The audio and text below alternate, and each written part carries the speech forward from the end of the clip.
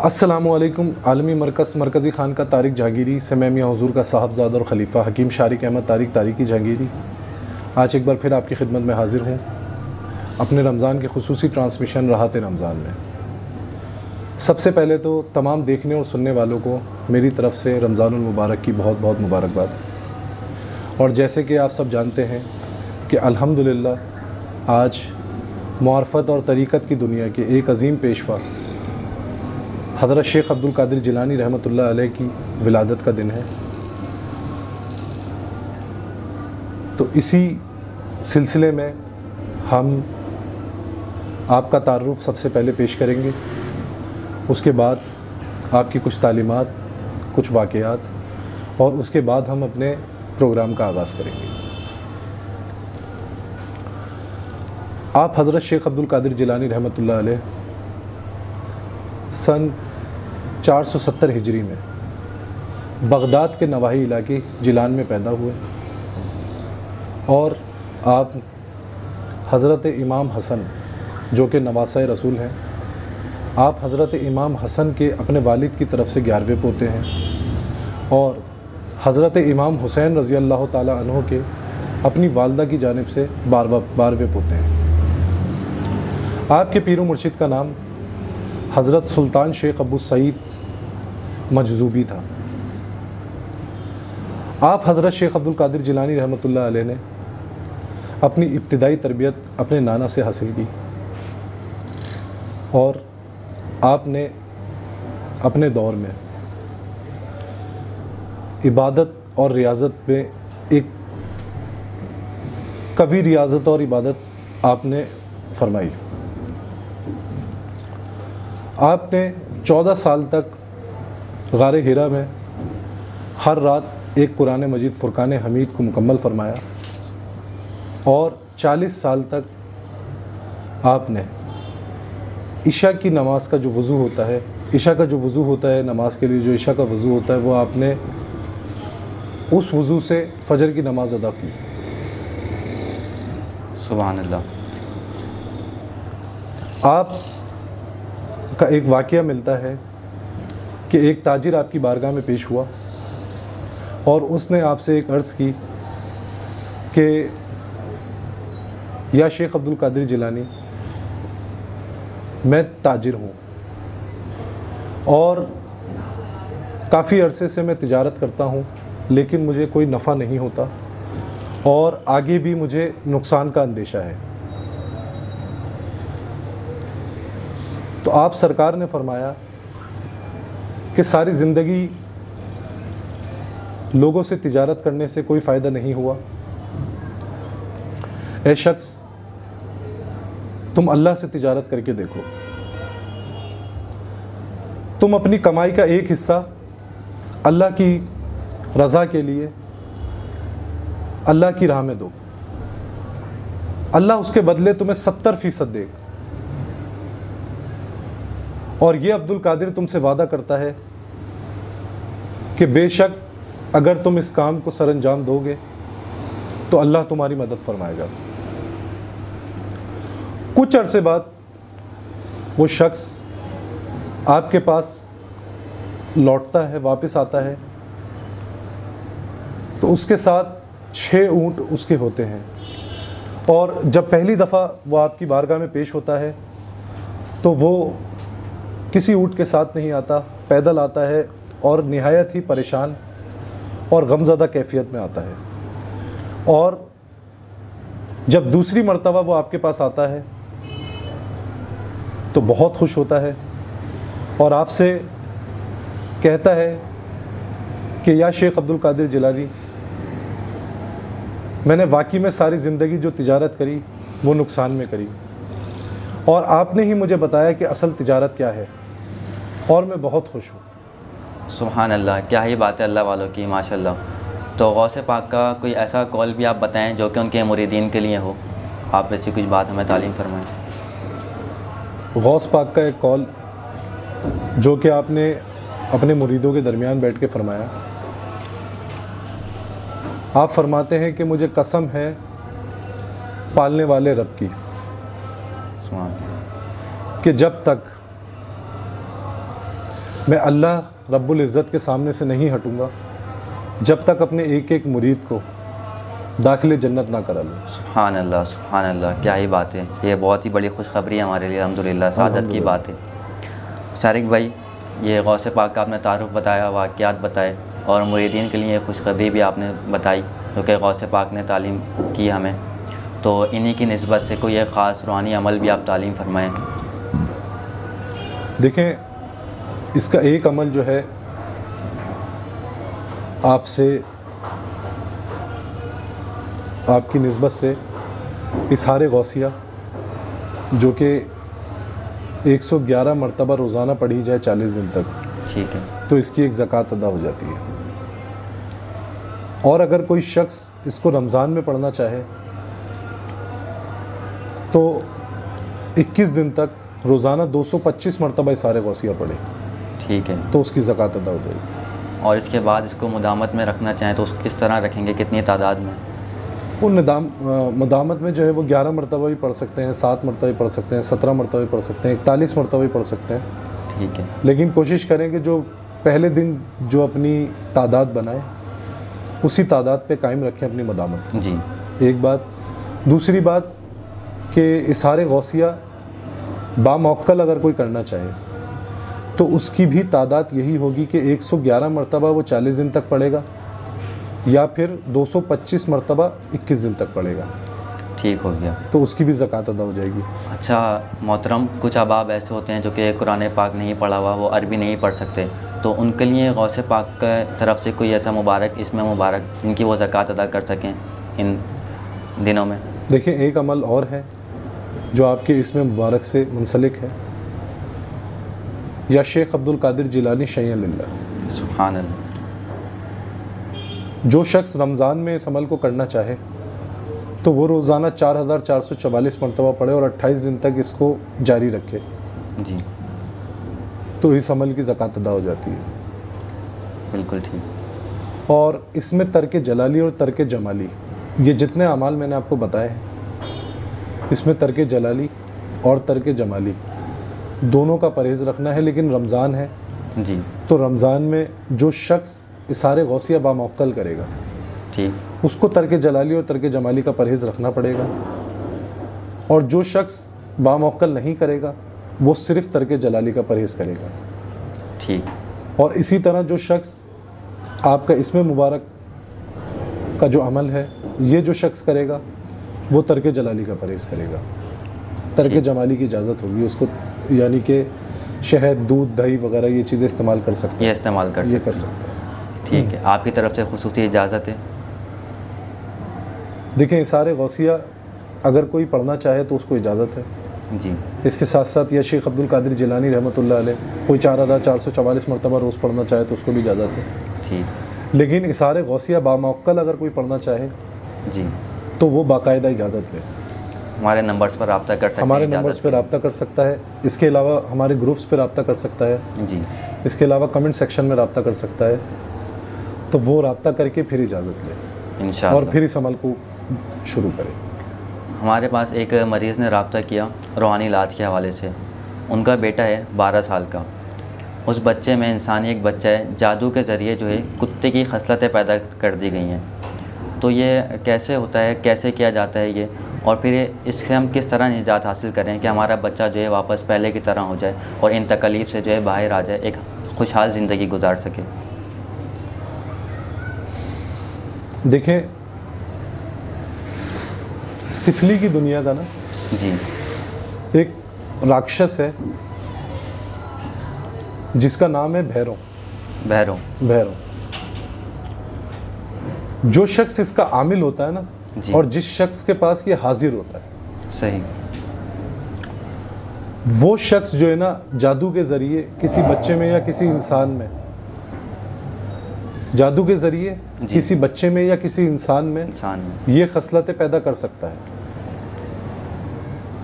और वो बच्चा ये सारी कैफियत वो बच्चा नहीं कर रहा होता, वो सारी हरकत व सकनात वो जो हाजिर, जो मैंने आपको राक्षस का बताया, वो राक्षस उस बच्चे के जिस्म में उतारा जाता है और वो ये सब करता है। नहीं, जो उन्होंने वो राक्षस के ज़रिए अमल किया है उसके ज़रिए वो बच्चा वो हरकतें कर रहा वो होता है। हरकतें करता है और बाकायदा ऐसा ही लगता है कि कोई देखने वाला हो तो वो डर जाएगा, घबरा जाएगा कि ये बच्चा क्या कर रहा है। सही। और उस बच्चे में बिल्कुल सोचने की सलाहियत भी कुत्ते वाली होगी जी। और वो इसी तरीके से लोगों को हमलावर होगा। सही। उनको बाकायदा हाथ चलाएगा उनके ऊपर, उनको नाखून से उनको दांत से काटने की कोशिश करेगा। सही। इसके लिए एक बेहतरीन इलाज है कि बीफ जो होता है, बड़े का जो गोश्त होता है, जी, गाय का गोश्त, गाय का गोश्त, उसकी 20 बोटियां करवा लेनी है। 20 बोटियाँ। 20 बोटियां करवा लेनी है। सही। हर बोटी के ऊपर जी। 20 मरतबा सूरह तारीक पढ़नी है। हर बोटी के ऊपर 1 मरतबा सूरह तारीक पढ़नी है। सही। और 20 बोटियों पे 20 मरतबा हो जाएगी सूरह 20 तारीक। मरतबा हो जाएगी। हर बोटी पे 1 मरतबा सूरह तारीक पढ़नी है और 20 मरतबा लफ्ज़ कहना है कतमीर। कतमीर। कतमीर। कतमीर, ठीक।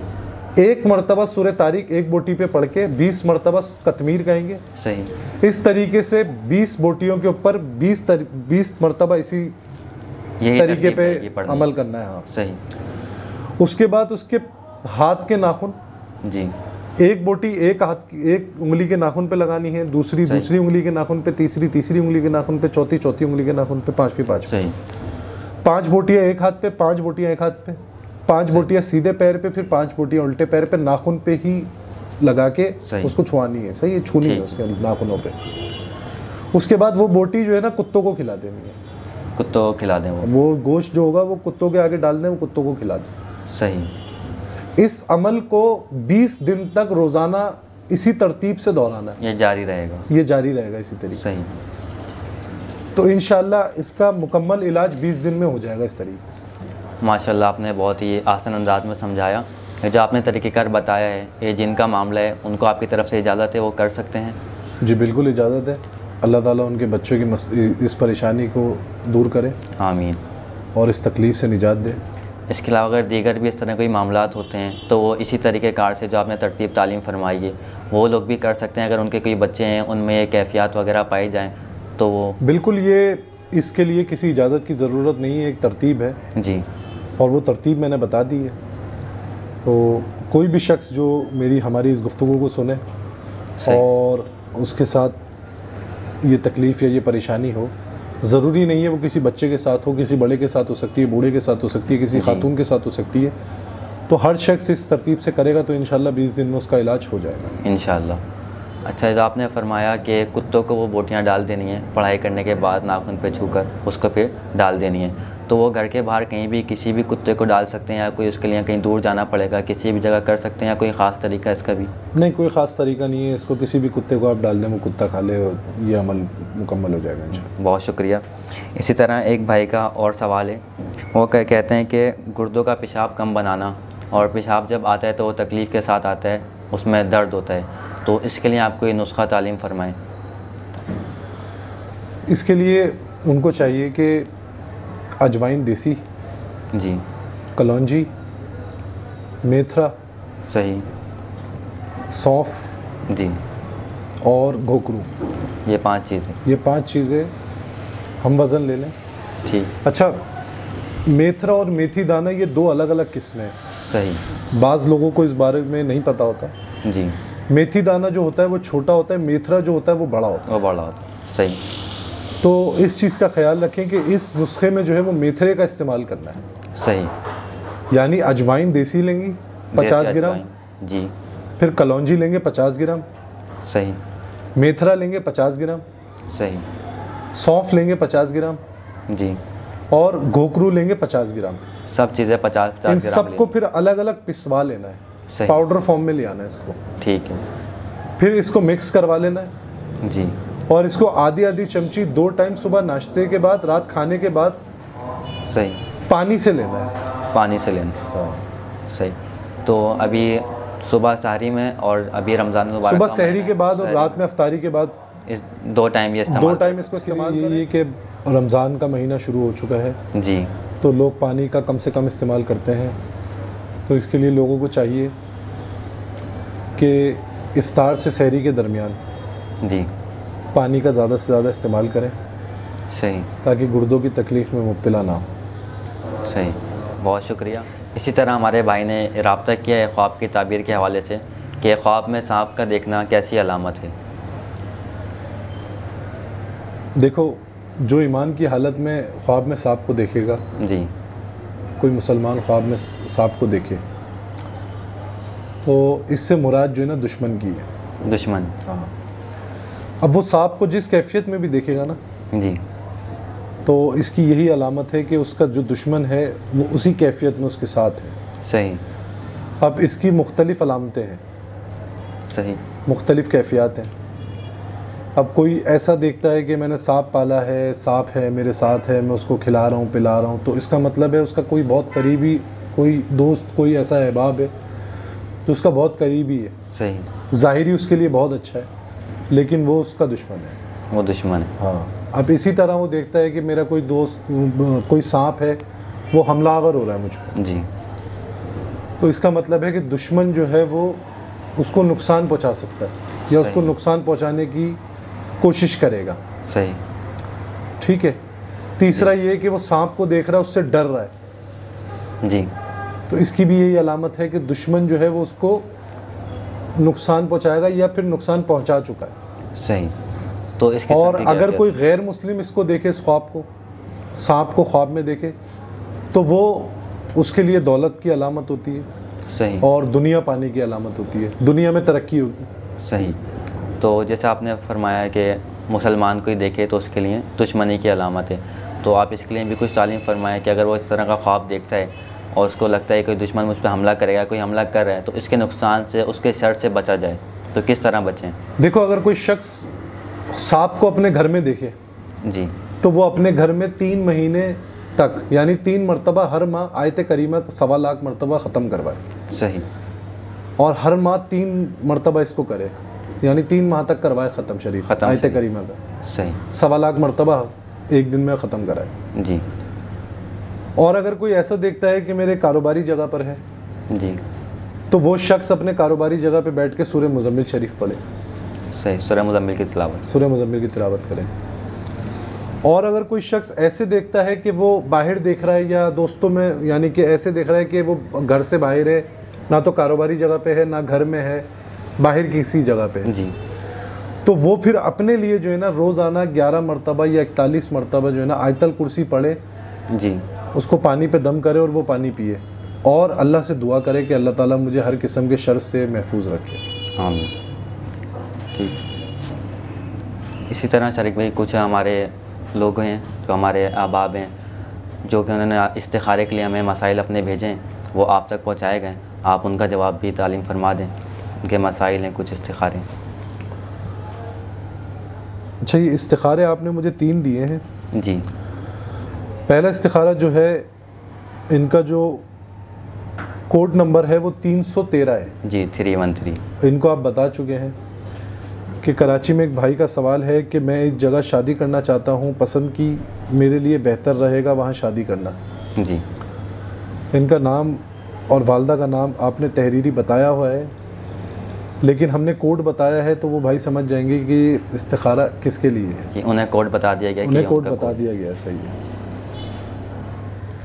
देखिए, इनकी शादी का मामला दुरुस्त है, सही है, माशाल्लाह।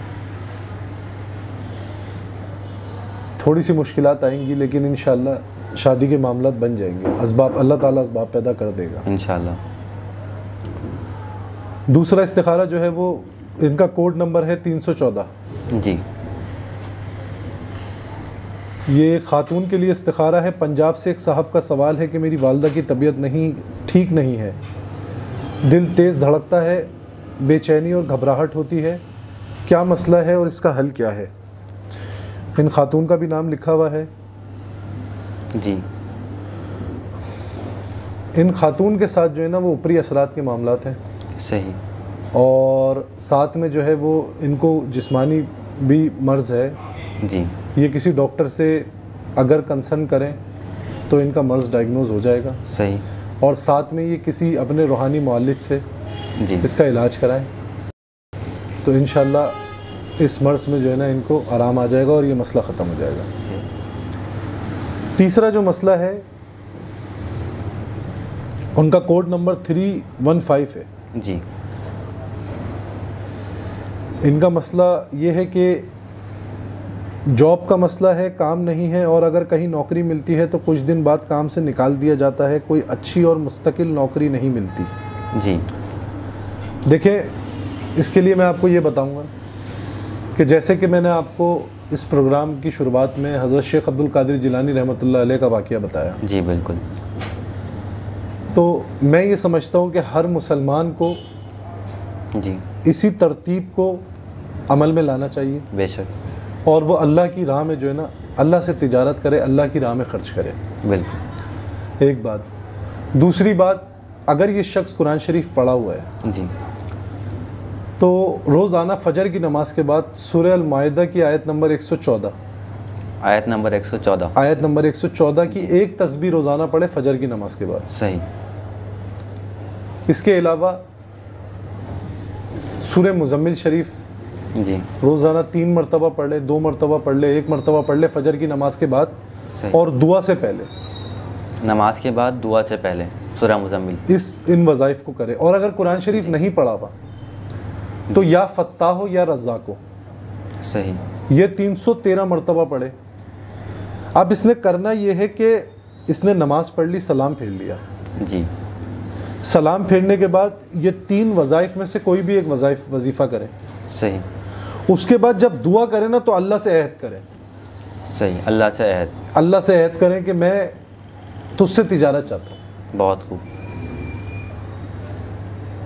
और फिर अल्लाह से ही दुआ करे कि कोई ऐसा सफ़ेद पोश घराना, जी, कोई ऐसे लोग जो अपनी इज़्ज़त नफ्स के खातिर बाहर नहीं निकलते, लोगों को नहीं बताते कि हमें क्या ज़रूरत है क्या नहीं, बिल्कुल, उन लोगों से अल्लाह इनकी मुलाकात के असबाब पैदा कर दे।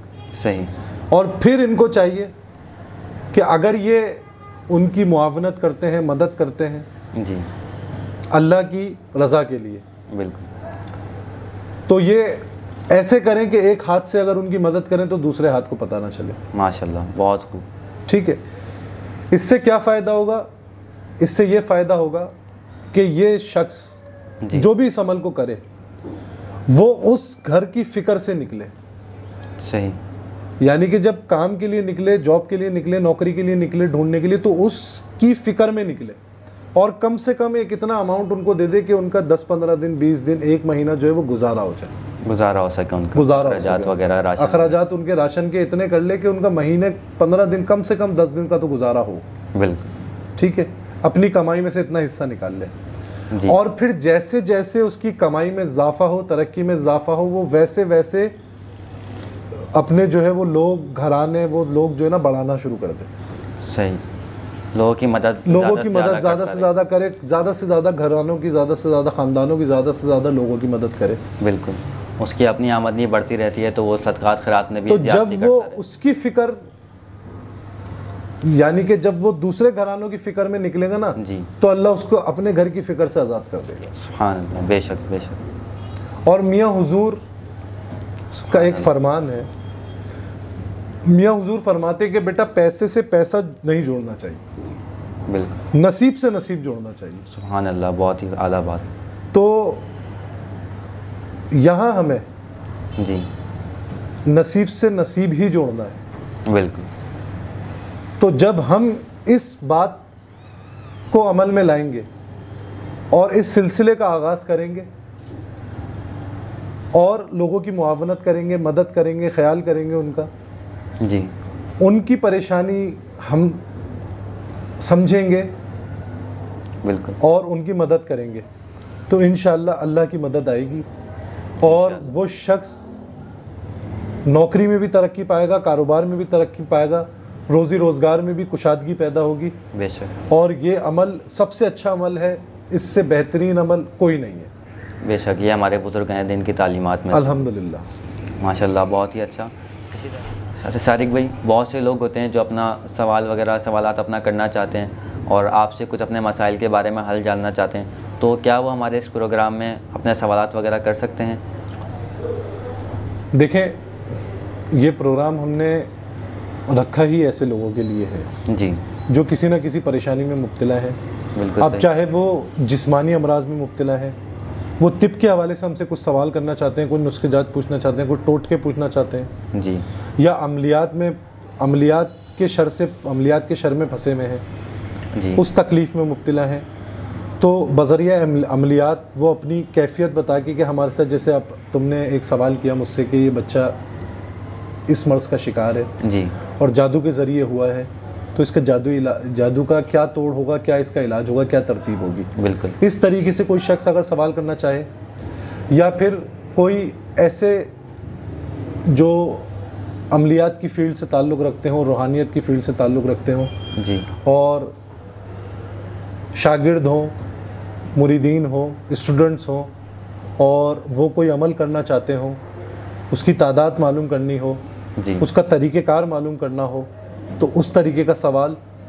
इसके अलावा कोई ख्वाब की ताबीर अगर जानना चाहता है जी, या कोई इस्तिखारा करवाना चाहता है, तो वो जो स्क्रीन पे नंबर दिया हुआ है उस नंबर पे रब्ता करके सही, व्हाट्सएप के ज़रिए अपने सवालात हमें भेज सकता है। जी, इसके अलावा यूट्यूब पे कमेंट सेक्शन में अपने सवालात हमें भेज सकता है। जी, इसके अलावा हमारा जो ग्रुप बना हुआ है जो मेरे नाम से है व्हाट्सएप पर, उस व्हाट्सएप ग्रुप में सवालात कर सकता है। सही, जितने सवाल हम ले सकते हैं हम उतने सवाल लेंगे और इंशाल्लाह इस प्रोग्राम में हम उनके जवाब देंगे इंशाल्लाह। इसी तरह कुछ अभी के लिए हमारे पास सवालात हैं, अभी के लिए जो लोगों ने किए हैं। उसमें से पहला सवाल है कि हम किसी राह से गुज़रते हैं या हमारा अपना ही घर है, तो उसमें बज़ाहिर ऐसा कोई असबाब नहीं है कि हमें एकदम से खुशबू आए, लेकिन ऐसा महसूस होता है जो कि हमें बहुत ही अच्छी और प्यारी सी खुशबू आना महसूस होती है हमारे अपने घर में, या हम किसी राह से गुज़र रहे हैं तो वहाँ से हमें खुशबू महसूस होती है। तो ये किस चीज़ की अलामत है रूहानियत में? देखें, बाज़ औक़ात किसी बुज़ुर्ग का गुज़र होता है, किसी अच्छे जिन्नात का गुज़र होता है, तब ये अलामत ज़ाहिर होती है। जी, इसके लिए बेहतरीन तरीका है कि या तो आप सुभान अल्लाह व बिहम्दिही पढ़ें, सही, या फिर आप सरकार दो आलम सल्लल्लाहु अलैहि वसल्लम की बारगाह में दुरूद शरीफ पेश करें। सही। इसी तरह एक और सवाल है, दौरान अमल हम अगर कोई अमल कर रहे हैं तो हमारे जिस्म में बहुत ज़्यादा दर्द होता है, हमारे सर में दर्द होता है, और जैसे अगर हम ज़िक्र करते हैं तो हमारे दिल में बहुत ज़्यादा दर्द होता है, एक हमारी अलग सी कैफियत होती है, तो इसकी क्या वजह है? देखें, इसकी वजह यह है कि इंसान को जो है ना अपने अंदर झांकना चाहिए, कोई भी अमल करे उससे पहले, बिल्कुल, कि उससे क्या गलती हो रही है। और अगर कोई शख्स शुरू में इस फील्ड में दाखिल होता है और वो ये अमाल शुरू करता है, जी, तो शुरू में अमल को मानूस होने में टाइम लगता है। सही, और इंसान की जो नफ्स होती है उसको कमज़ोर करने के लिए, जी, उसको कमज़ोर करने के लिए हम कोई अमल करते हैं तो जाहिर बात है वो सरकशी तो दिखाई। बिल्कुल ऐसे ही है। तो इसके लिए घबराना या परेशान होने की ज़रूरत नहीं होती। सही, इंसान अपना अमल जारी रखे और पूरे खुलूस के साथ, और कोशिश करे कि अपनी जो रोज़मर्रा की ज़िंदगी है जी, उसमें अपनी गलतियों पे तवज्जो दे, और कोशिश करे जब एक तरफ होना है तो एक ही तरफ हो जाए। बिल्कुल ऐसे ही है। तो फिर इंशाल्लाह ये सारे मामलात ख़त्म हो जाते हैं।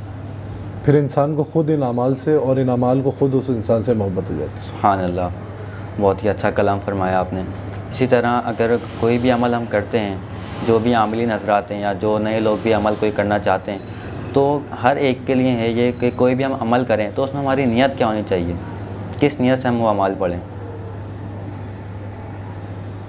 देखें, अमल में नीयत नहीं होनी चाहिए, सही, क्योंकि रूहानियत हमारे चाहने से हासिल नहीं हो सकती, ऐसा ही, ये अता है। सुभान तो अल्लाह, अता में नीयत नहीं चलती। आपने नीयत जो है ना सिर्फ खुलूस रखना है, बस सही, आपने पुरखुलूस रहना है, और आपने ज़िक्र में फ़िक्र नहीं करनी, फ़िक्र से ज़िक्र करना है। सुभान अल्लाह, तो जब ज़िक्र में फ़िक्र आ जाती है ना, तो वो इंसान को वसवसों का शिकार कर देती है, ऐसे ही, और जब इंसान वसवसों का शिकार हो जाता है ना, तो वो अपनी असल से हट जाता है। सही, तो इसीलिए कोई नियत नहीं करनी चाहिए, कामयाबी के बारे में नहीं सोचना चाहिए, मैं अगर इसमें कामयाब हो गया तो मैं ऐसा करूँगा, मैं ये करूँगा, मैं वो करूँगा, मैं इलाज करूँगा, ये सब नहीं होना चाहिए। सही। पता है क्या होना चाहिए? फरमाएं। कि हमें कबूल कर लिया जाए बस। सुभान अल्लाह। जो शख्स इस नियत से पढ़ता है ना, तो वो कबूल कर लिया जाता है। बिल्कुल सही। तो हमारी यही नियत होनी चाहिए कि बस जो हम अमल पढ़ रहे हैं वो अल्लाह तबारक व तआला उसे कबूल कर ले बस। और हमारे पीरो मुर्शिद जो है, हमारा जो शेख है, वो हमसे राज़ी हो जाए। सुभान अल्लाह। बस। जब हमसे अल्लाह राज़ी हो जाएगा और शेख राज़ी हो जाएगा तो अल्हम्दुलिल्लाह वैसे ही सब कुछ मिल जाएगा, सब अताएँ होने लगेंगी। इस तरह जैसे आपने शुरू में अमाल तालीम फरमाए निसार गौसिया का या शेख अब्दुल कादिर जिलानी शरील्ला, ये आपने 40 दिन का अमल तालीम फरमाया।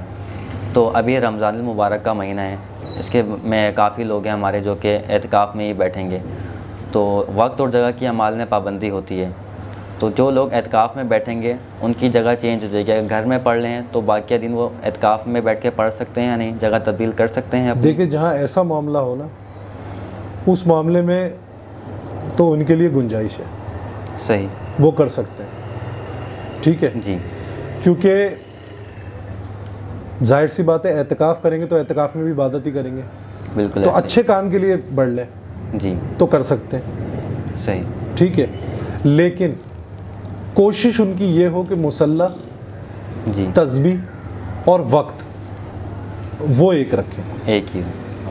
जगह अगर तब्दील हो जाए और किसी ख़ास मकसद के लिए, ख़ास तौर पे जैसे एतिकाफ़ एक मजबूरी है जी, कि आमिल जो है अगर एतिकाफ़ करना चाह रहा है और वो ज़रूरी करना चाह रहा है, जी, तो वो उसमें गुंजाइश है। सही।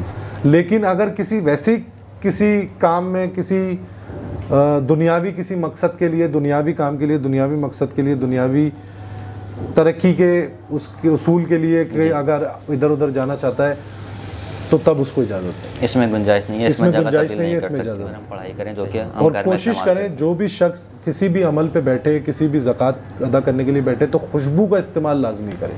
सही। खुशबू का बड़ा ख़ास अमल दखल है। सही। इसी तरह का एक और भी सवाल है, रमज़ान का महीना है, लोग इसमें ज़्यादा से ज़्यादा इबादत करते हैं, अमाल भी करते हैं। तो अमल 40 दिन के भी हैं, जैसे सारे गौसे का यही अमल अगर हम देखें तो ये भी 40 दिन का है, तो इसमें परहेज़ भी है। तो ईद का मौका है, इस पर कहीं आना जाना पड़ता है या कोई हमारे यहाँ आ जाता है, तो फिर उसमें परहेज़ में भी गुंजाइश हमें मिल सकती है या नहीं?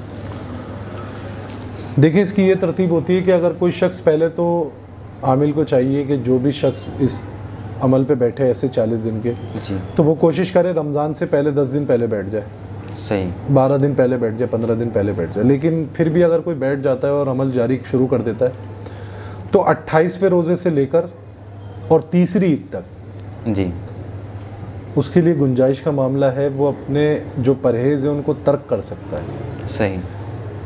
लेकिन अपना अमल नहीं रोक सकता। अमल जारी रहेगा। अमल जारी रहेगा, तर्क भले खोल ले। सही। लेकिन बात यह है कि एक इंसान अगर मेहनत कर रहा है जी, तो जाहिर सी बात है उसको तर्क रखना चाहिए। लेकिन अगर फिर भी नहीं रखता जी, तो कोई शर्त नहीं है। सही। यानी वो अपना अमल जारी रखेंगे और ईद के मौके पर वो सब चीज़ें जो भी हैं, गोश्त वगैरह भी इस्तेमाल कर सकते हैं, इसमें किसी किस्म की कोई हर्ज नहीं। बिल्कुल कर सकते हैं। बहुत शुक्रिया इन सवालात का, आपने बहुत ही अच्छे तरीके से जवाब दिया माशाल्लाह। बहुत से लोगों को इसमें आसानी होगी, काफ़ी लोगों का यही सवाल होता है, इस वजह से बहुत परेशान होते हैं, तो उनके मसाइल का ये बहुत अच्छा हल है। अल्लाहुम्मा सल्ली अला मुहम्मद व अला आलि मुहम्मद कमा सल्लैता अला इब्राहीम व अला आलि इब्राहीम इन्नका हमीदुम मजीद। अल्लाहुम्मा बारिक अला मुहम्मद व अला आलि मुहम्मद कमा बारकता अला इब्राहीम व अला आलि इब्राहीम। या रब्बुल आलमीन, या रहमतुल लिल आलमीन। ये जो हमने प्रोग्राम शुरू किया है,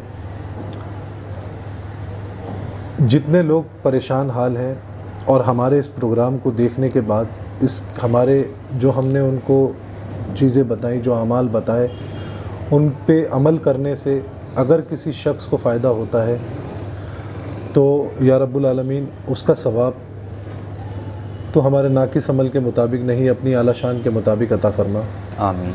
ये जो सवाब तू हमें अता करेगा हम हदियतन तोहफ़तन नजरानतन सरकार दो आलम सल्लल्लाहु अलैहि वसल्लम की बारगाह में पेश करते हैं, कबूल फरमा। आमीन। आपके ज़रिए वसीले से आपके आबा व अजदाद आल औलाद अज़वाज मुतहरात व अहले बैत की नज़र करते हैं, कबूल फरमा। आमीन। चारों खुलफ़ाए राशिदीन, तमाम अंबिया इकराम, सहाबा इकराम, शोहदा इस्लाम, ताबईन तबा ताबईन की नज़र करते हैं, कबूल फरमा।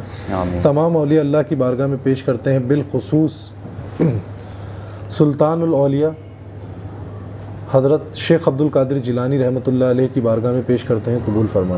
आमीन। या रब्बुल आलमीन, रमज़ान के ख़ास महीने में इस मुबारक महीने की बरकत से जो लोग बीमार हैं, परेशान हैं, किसी तकलीफ़ में मुब्तला हैं, उनकी उस बीमारी को, परेशानी को, उस तकलीफ़ को दूर फरमा।